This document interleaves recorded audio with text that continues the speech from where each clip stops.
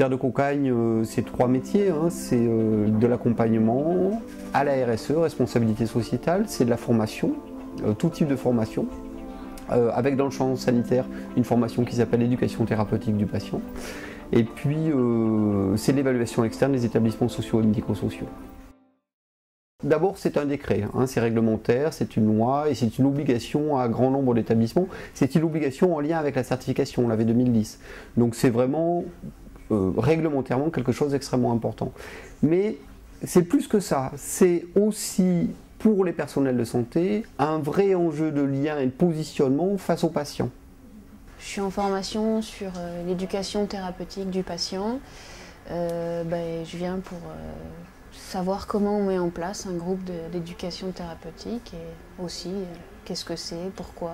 L'éducation thérapeutique du patient, ça concerne exclusivement les maladies chroniques. C'est une maladie en fait qui ne va pas se guérir, le malade doit apprendre à vivre avec. Ça va impacter dans son quotidien, ça va impacter dans son travail, ça va impacter dans sa relation aux autres, dans la relation à ses familles, peut-être même dans sa vie sexuelle. Voilà, par exemple, le diabète, les lombalgies, l'insuffisance cardiaque, le cancer. On va essayer de rendre le patient le plus acteur possible de sa prise en charge. Ça change qu'il va peut-être un petit peu mieux connaître sa maladie. Il y a dans l'éducation thérapeutique, et vous le comprenez, dans la question, dans la problématique de la maladie chronique, cette obligation de rendre le patient acteur de sa maladie, cette obligation de permettre au patient de ne pas se résumer à sa maladie. On va respecter aussi dans le programme ses habitudes de vie pour que sa maladie fasse partie de sa vie.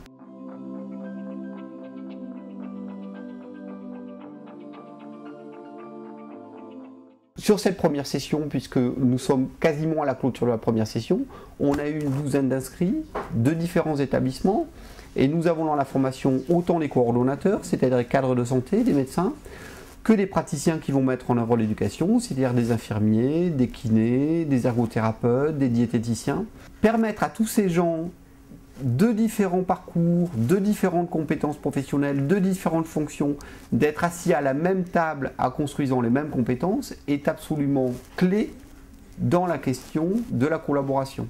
Donc on se retrouve une fois par mois. Voilà, donc une journée complète à Béziers. C'est une formation inter-établissement, donc c'est très très riche parce qu'on a des expériences différentes et des pathologies chroniques différentes. Ce qui est très intéressant pour la mise en place des groupes, puisque tout seul on ne peut rien faire de toute façon, donc on a besoin de cette force-là et d'être beaucoup pour arriver à bouger et à faire des choses concrètes. Et c'est intéressant parce qu'il y a beaucoup d'échanges.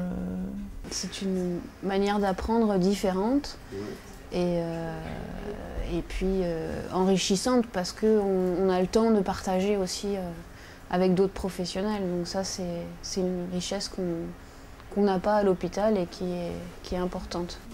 Non, c'est autre chose que l'école parce que c'est pas une théorie qu'on nous inculque, c'est vraiment une formation participative.